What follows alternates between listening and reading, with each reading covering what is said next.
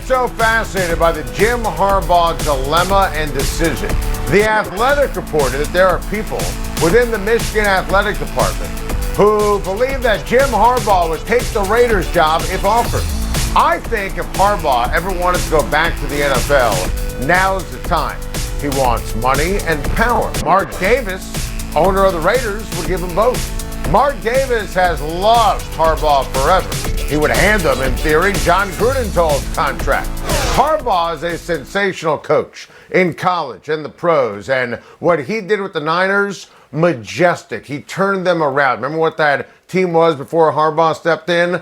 He still wants that Super Bowl. Harbaugh, I have to remember, was a former Raiders assistant, and he loved Raiders history and tradition. He was very close with John Madden. If he was ever going to go back to the NFL, now would be the time. Last year, he made the college football playoffs. Last year, Harbaugh beats Ohio State. Might be the peak, the pinnacle at Michigan. The landscape in college football has changed. He's never going to beat the SEC. If he's going to beat Ohio State again. And Michigan, by the way, cut his salary last year. He's got to be looking at what Mel Tucker's making at Michigan State. Now, at the end of the day, and I want to make sure that I stress this, Harbaugh could brilliantly be using all of this to get more money from Michigan. Or he knows this is the rare, perfect opportunity to go back to the NFL. He could put together a great coaching staff with his old defensive coordinator, Vic Fangio, available. I will always believe Michigan is everything to Harbaugh. But if he wants back in the NFL, the Raiders job is perfect for his personal checklist. And he would be amazing with the Raiders. And the Raiders know it.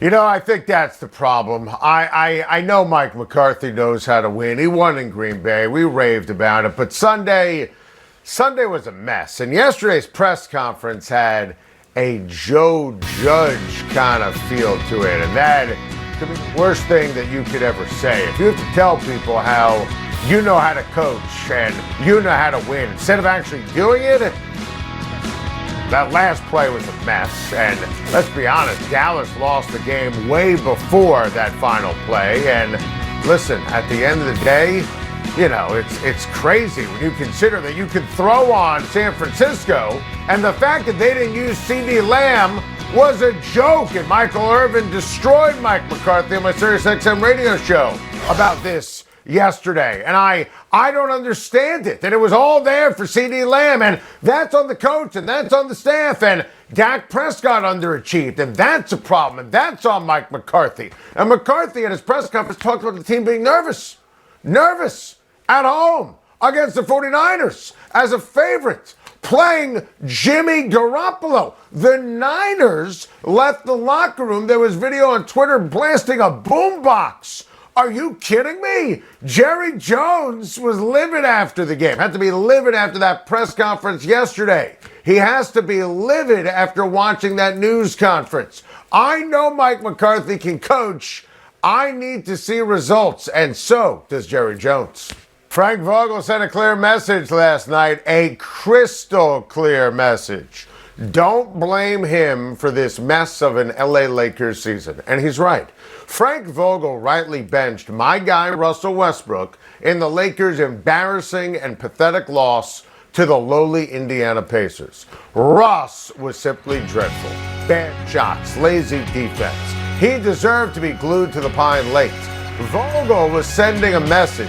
You gave me this roster, and it shouldn't be the coach who is seemingly on this day-to-day hot seat. And he's right. Look, I would never even think about firing or blaming Frank Vogel. I was dead wrong on Russ. Westbrook has been a colossal failure. You realize he leads the NBA in turnovers? Over his last 6 games, he's inexplicably averaging 11.8 points per game, shooting a sickly 29% from the field. That's gross. So is the fact that he ranks 150th in the league in plus minus.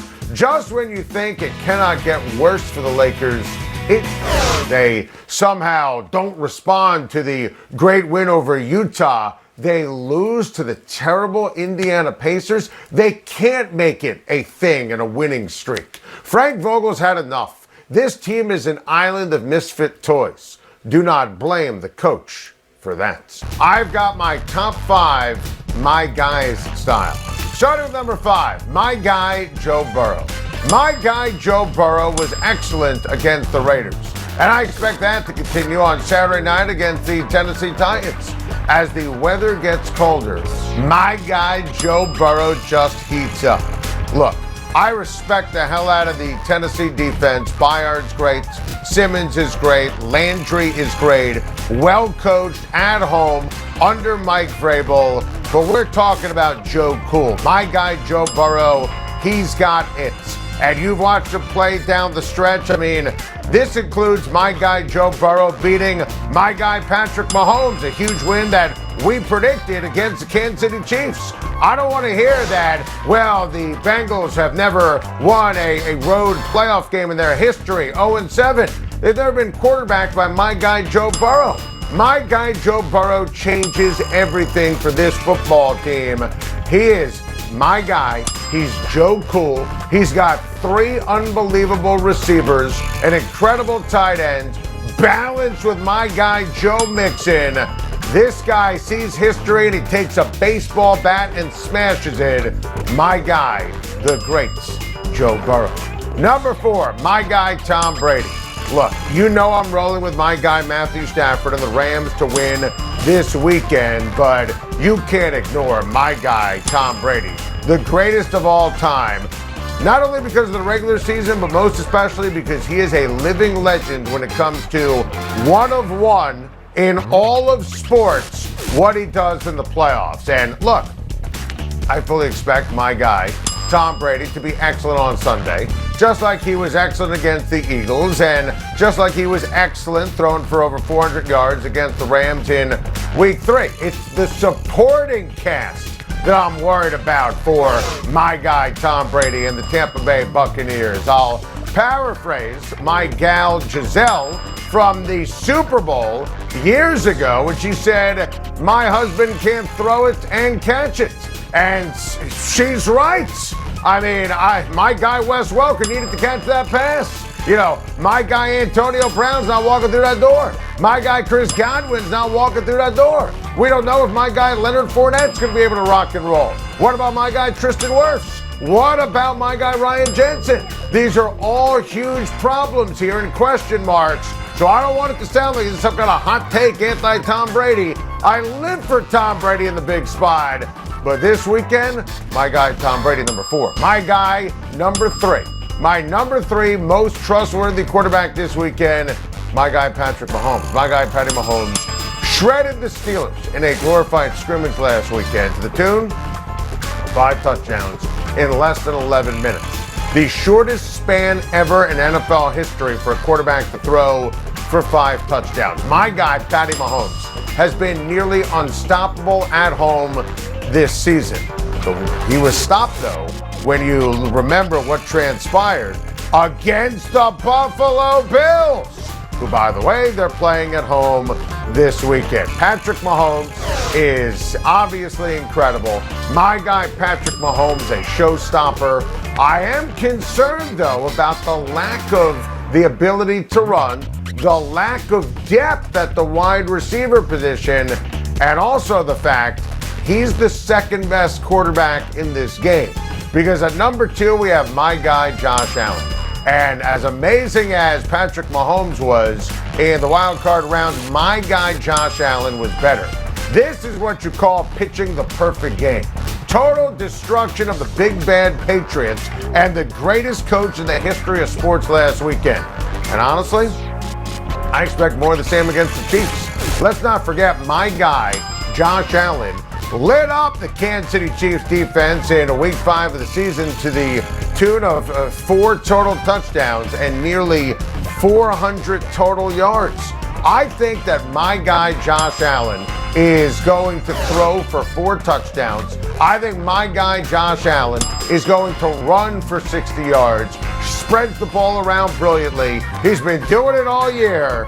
My guy, the great Josh Allen. And my number one most trustworthy quarterback in the divisional round, who else but my guy Aaron Rodgers. My guy Aaron Rodgers is in the midst of the greatest season of his majestic career, coming off of a week to rest that toe to get healthy. He's playing at home, chilly Lambeau Field. What's not to love? Oh, by the way, you can throw on the DBs for the San Francisco 49ers. Remember what Ryan Tannehill did a few weeks ago? My guy Aaron Rodgers, perfect at home this season.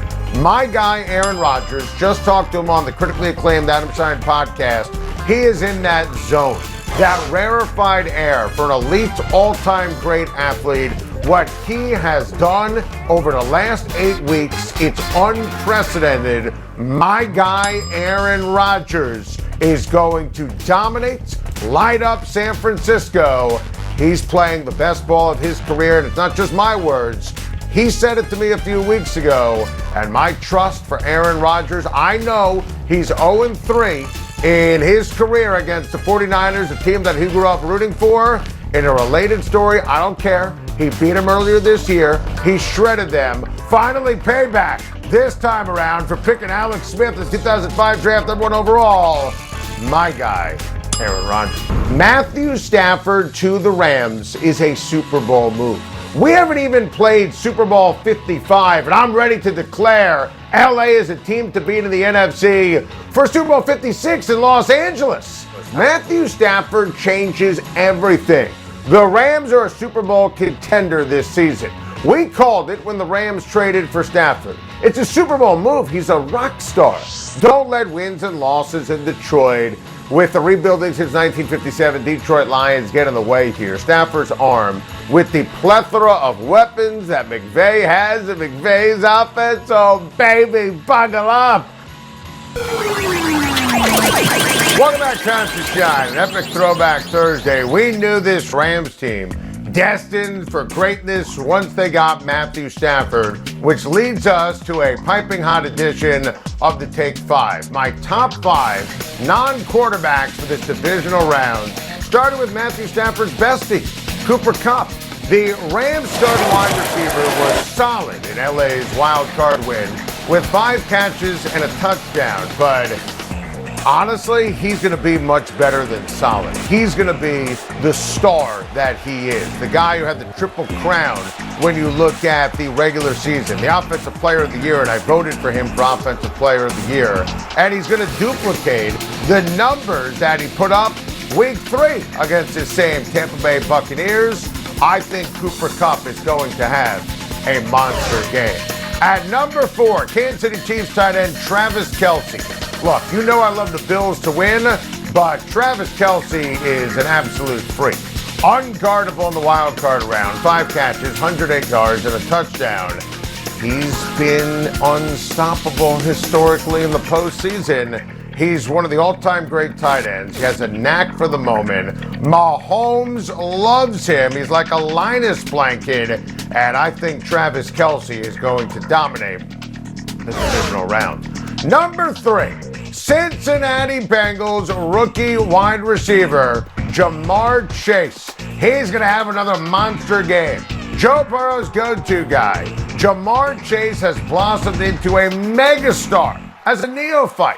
Jamar Chase is over 100 yards in 3 of his last 4 games. He's going to have plenty of space to operate against a very beatable Tennessee Titans secondary. You see him with the ball in his hands. Look, he's impossible to tackle. Has that incredible rapport, obviously, with Joe Burrow. You can't just focus on Chase because you still have to account for Joe Mixon and T. Higgins and obviously Boyd and Uzama. So I really think that our guy Jamar Chase is going to have a divisional round for the ages in a statement upset special victory for the Cincinnati Bengals in Tennessee. My number 2 non-quarterback for the divisional round, Rams all-world defensive tackle Aaron Donald. Look, the Buccaneers offensive line banged up.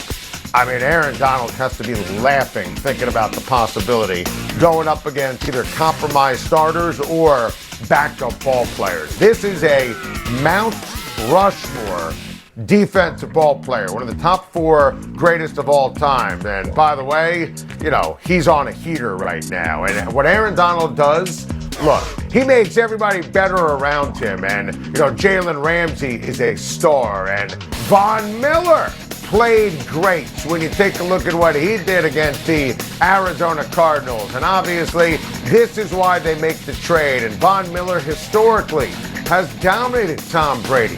Pass rush in a big spot. So Aaron Donald, beyond even the box score, he's going to have a dominant divisional round. Think of all the great players that are going to be on the field. Aaron Donald's going to be the best of them all in Tampa. And my number 1 non-quarterback for the division rounds, our guy Devonte Adams. I mean, honestly, this was a no-brainer.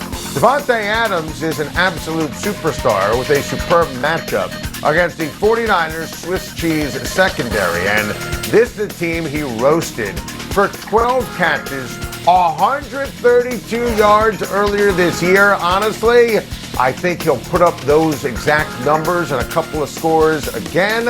Adams has consistently owned San Francisco in his career. He is my number 1 non-quarterback for the divisional round of the postseason. How about some X factors for this weekend's matchups? I think Trey Hendrickson, who's now cleared to play after being concussed, he's going to create a turnover or 2. Julio Jones, obviously a Hall of Fame talent, hasn't lived up in terms of the trade, but it only takes 1. Brandon Ayuk is a freak. They got to get him the ball. A.J. Dillon pounding the rock. Second half in the freezing cold. Love our guy Cam Akers.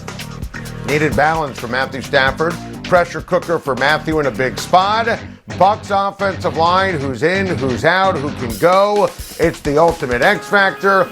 Dawson Knox is a touchdown machine. I don't even include Devin Singletary because I know he's going to be great. And by the way, Jerick McKinnon might just be the best running back on the Kansas City Chiefs. Thank you for watching. Please like and subscribe. And don't forget to hit the bell for more videos.